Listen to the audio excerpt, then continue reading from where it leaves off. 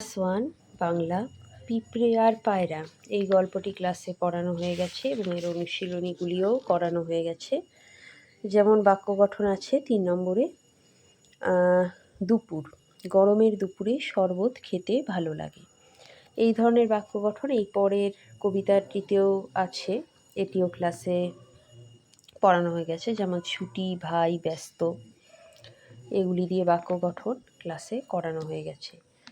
আর তারপরেও একটি কবিতা রয়েছে নারী টেপা ডাক্তার, এখান থেকেও প্রশ্ন উত্তর, এর ভেতর থেকেও প্রশ্ন উত্তর করানো হয়েছে, অনুশীলনীর প্রশ্ন এবং এই শূন্যস্থানগুলি ক্লাসে করানো হয়েছে। যেমন দূর থেকে দেখা যায় অতি উঁচু নাকতার, নাম লেখে ওষুধের এদেশের পশুদের।